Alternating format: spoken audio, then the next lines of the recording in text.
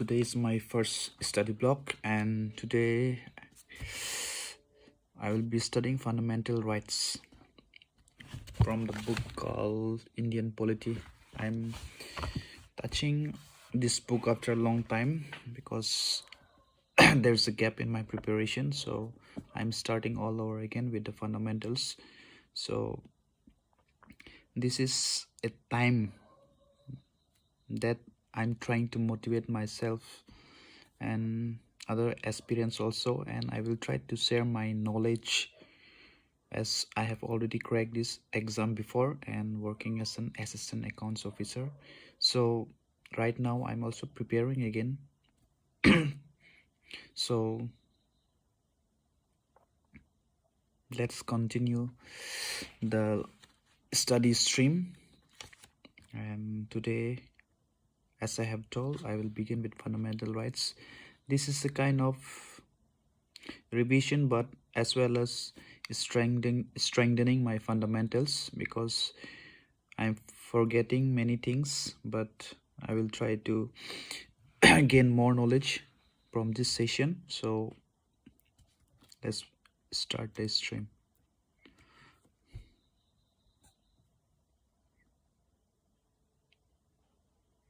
The fundamental rights are enshrined in Part 3 of the Indian Constitution. In this regard, the framers of the Constitution derive inspiration from the Constitution of USA, that is, Bill of Rights. Part 3 of the Constitution is rigidly described as the Magna Carta of India.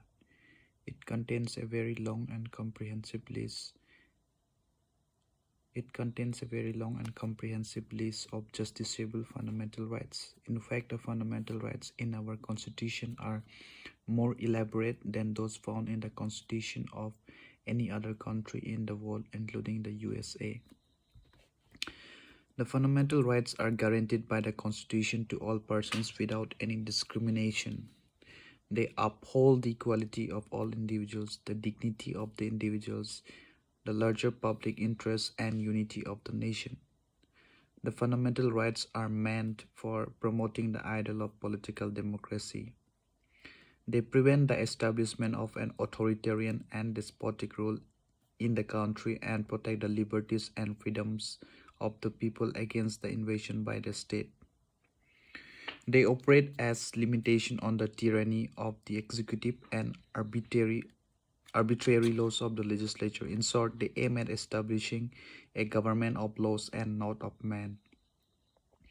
The fundamental rights are named so because they are guaranteed and protected by the Constitution, which is the fundamental law of the land. Okay. Wow, in my first block, 41 people joined me. So it's just a read through, because these are not much meant for prelims for mains. It's very important, because the articles are very important even for mains and prelims, not only for APSC but for other government exam also. For ADRE it is also very important. So originally there are 7 fundamental rights. Number 1, that is right to equality, that is from Article 14 to 18. And right, secondly, that is right to freedom from Article 19 to 22. Right against exploitation, that is Article 23 and 24. Number 4, that is right to freedom of religions from Article 25 to 28. Number 5, cultural and educational rights, 29 to 30. Right to property, Article 31. And number 7, that is right to constitutional remedies, Article 32. However, right to property, that is Article number 31, has been deleted from the fundamental rights by the 44th Amendment Act. This is important for prelims. So question for prelims or for various state exam, it is very important by which amendment the right to property has been deleted. That questions may arise. And now let's go to features of fundamental rights. Number one, the fundamental rights, some of them are available only to citizens while others are available to all persons, whether citizens, foreigners, or legal persons like corporations or companies. They are not absolute but qualified.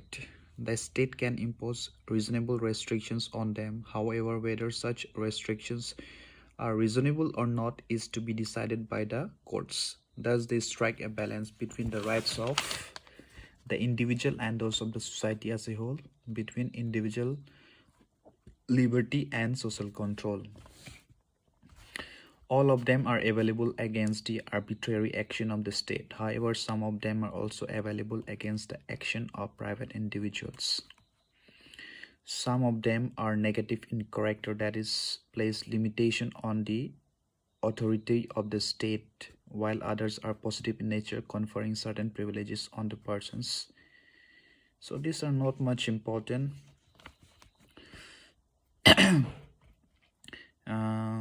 Some more features are, for example, fundamental rights can be suspended during the operation of national emergency, except right guaranteed under Article 20 and 21. This is important for prelims.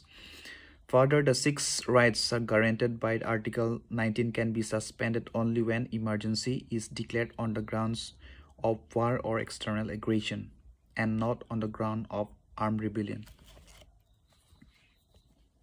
That means during emergency, all the fundamental rights can be suspended, but Article 20 and 21 are guaranteed. They cannot be suspended during national emergency. Whereas Article 19 can be only suspended on the ground of war or external aggression and not on the ground of armed rebellion. This is important for prelims. Their application to the members of armed force, paramilitary forces, police forces, intelligence agencies, and analogous service can be restricted or abrogated by the parliament. So the fundamental rights are somehow restricted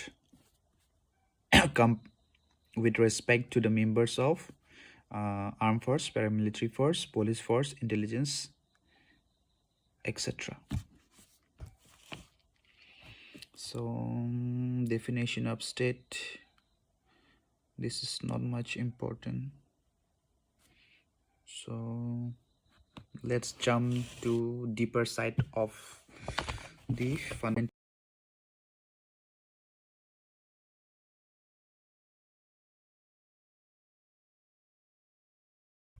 With 4 letters, 14 on grounds that easily freedom of assembly.